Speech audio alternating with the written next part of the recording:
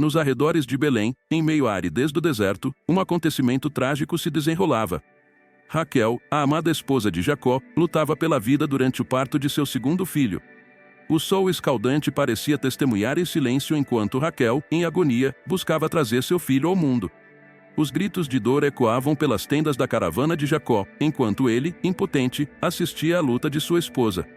A esperança se desvanecia a cada respiração, até que finalmente o choro fraco de um recém-nascido preencheu o ar. Mas junto com a alegria do nascimento veio a tragédia da despedida. Raquel, exausta e enfraquecida, deixava este mundo, deixando Jacó mergulhado na dor da perda. Assim nasceu Benjamim, envolto em lágrimas e saudade, marcado para sempre pelo último suspiro de sua mãe. Mas o que será que realmente aconteceu com Raquel? Será que a Bíblia explica o verdadeiro motivo de sua morte? Isso é o que vamos descobrir no vídeo de hoje. Como de costume, peço encarecidamente que se inscrevam no canal e cliquem no botão de like e vamos para o vídeo. Raquel, uma das figuras mais cativantes da Bíblia, tem sua história entrelaçada com a de Jacó, seu futuro marido, de uma maneira única e emocionante. A narrativa de seu encontro com Jacó é encontrada no livro de Gênesis e é uma história de amor que transcende tempo. Jacó, fugindo da ira de seu irmão Esaú, deixou sua terra natal em Canaã e seguiu para a terra de Harã, onde vivia seu tio Labão. Sua jornada era longa e cansativa, mas carregava a esperança de encontrar refúgio e uma nova vida. Ao chegar à região de Padã-Arã, Jacó se deparou com um poço onde pastores se reuniam para dar água aos seus rebanhos. Foi ali que ele viu Raquel pela primeira vez. Raquel era pastora e cuidava das ovelhas de seu pai, Labão. Ao vê-la, Jacó ficou instantaneamente encantado por sua beleza e graça. Ele se aproximou e, com grande demonstração de força, removeu a pedra que cobria o poço, permitindo que as ovelhas de Raquel bebessem água. Este ato de gentileza e força física impressionou Raquel, e o encontro rapidamente se transformou em uma ocasião memorável. Jacó se apresentou a Raquel como filho de Rebeca, irmã de Labão, e foi recebido com alegria. Raquel correu para casa para contar a seu pai sobre a chegada de Jacó. Labão, ao saber da presença de seu sobrinho, correu para encontrá-lo e o acolheu calorosamente em sua casa. Jacó, já apaixonado por Raquel, decidiu que queria se casar com ela. Ele propôs um acordo a Labão, trabalharia 7 anos como pastor em troca da mão de Raquel em casamento. Labão aceitou o acordo, e Jacó começou a trabalhar com dedicação e amor, contando os dias até poder se casar com sua amada. Os 7 anos passaram rapidamente para Jacó, tamanha era sua paixão por Raquel. Ele disse a Labão: "Dá-me minha mulher, pois já venceu o prazo para que eu me queise com ela." Gênesis 29:21. Labão então preparou um grande banquete e convidou todos os homens do lugar para a celebração do casamento. No entanto, Labão tinha outros planos.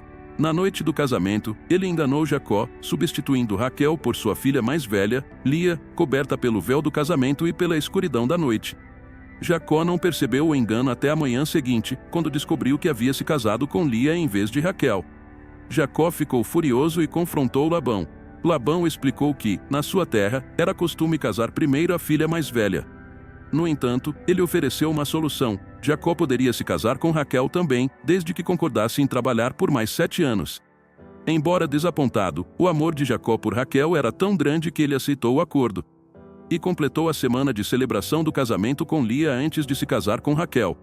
Mais 7 anos se passaram, e Jacó finalmente se casou com Raquel, ficando assim com as 2 mulheres. A vida familiar de Jacó com suas 2 esposas, Raquel e Lia, foi marcada por uma intensa rivalidade. Embora Jacó amasse profundamente Raquel, era Lia quem inicialmente dava filhos a ele. Lia deu à luz 4 filhos: Rúben, Simeão, Levi e Judá. A cada nascimento, ela esperava ganhar o amor de Jacó, mas ele continuava preferindo Raquel. Raquel, por outro lado, sofria profundamente por sua esterilidade. Ela invejava a fertilidade de Lia e se desesperava por não conseguir dar filhos a Jacó. Em um momento de grande angústia, Raquel disse a Jacó: "Dá-me filhos, senão morro." Gênesis 30:1. Jacó respondeu com frustração, lembrando-a de que era Deus quem controlava a fertilidade. Para competir com sua irmã, Raquel recorreu a um antigo costume: deu sua serva Bila a Jacó como concubina, para que ela pudesse ter filhos em seu nome. Bila deu à luz 2 filhos, Dan e Naphtali. Lia, não querendo ficar para trás, também deu sua serva Zilpa a Jacó, que teve mais 2 filhos, Gad e Aser. Determinada a encontrar uma solução, Raquel tentou diversos métodos que, na crença popular, poderiam ajudá-la a engravidar. Entre as práticas que Raquel adotou estava o uso das mandrágoras, uma planta que, na antiguidade, era tida como um remédio poderoso para promover a fertilidade. Acreditava-se que as mandrágoras possuíam propriedades afrodisíacas e podiam ajudar mulheres estéreis a conceber. Certo dia, Rúben, o filho mais velho de Lia, encontrou mandrágoras no campo e as trouxe para sua mãe. Raquel, ao ver a planta, pediu a Lia que lhe desse algumas das mandrágoras, na esperança de que elas pudessem ajudá-lo a conceber. Lia, sabendo do desejo desesperado de Raquel, concordou em trocar as mandrágoras por uma noite com Jacó, que passaria normalmente com Raquel. Apesar das esperanças depositadas nas mandrágoras, Raquel não conseguiu engravidar imediatamente após usá-las. Sua frustração continuava a crescer, e ela não desistia de encontrar uma maneira de realizar seu sonho de ser mãe. O tempo passou, e Raquel continuava a orar fervorosamente a Deus, pedindo a bênção da maternidade. Finalmente, Deus ouviu seu clamor e interveio. Gênesis 30:22 relata: Então Deus se lembrou de Raquel, Deus a ouviu e a fez fecunda. Raquel concebeu e deu à luz um filho, a quem chamou José. O nascimento de José foi um momento de imensa alegria e alívio para Raquel. O nome José significa que ele acrescente, refletindo o desejo de Raquel de que Deus lhe desse mais filhos. A chegada de José não apenas restaurou a esperança de Raquel, mas também solidificou seu papel dentro da família, proporcionando-lhe uma nova posição de honra e respeito. José se tornaria uma figura central na história de Israel, e seu destino extraordinário, que o levaria a se tornar governador do Egito e a salvar sua família durante um período de fome, é um testemunho da importância de sua mãe na narrativa bíblica. Anos após o nascimento de José, a esperança de Raquel por um segundo filho foi finalmente atendida. Raquel ficou novamente grávida, uma bênção que trouxe grande alegria e expectativa a toda a família. Durante essa época, Jacó já havia deixado a terra de Labão e estava retornando à sua terra natal, Canaã, conforme instruído por Deus. Enquanto viajavam, a gravidez de Raquel avançava. Ela sabia dos riscos que enfrentava, especialmente considerando os desafios que havia superado para conceber José. No entanto, a felicidade de carregar outro filho superava seus temores. Este segundo filho seria o cumprimento de seu desejo, expressado no nome de José, que ele acrescente, uma manifestação da contínua bênção de Deus sobre sua vida. A caravana de Jacó se aproximava de Efrata, mais tarde conhecida como Belém, quando Raquel entrou em trabalho de parto. As condições naquela época eram difíceis, sem o auxílio médico moderno para assistir partos complicados. Raquel sentiu a intensidade das dores do parto, que logo se mostraram ser complicações graves.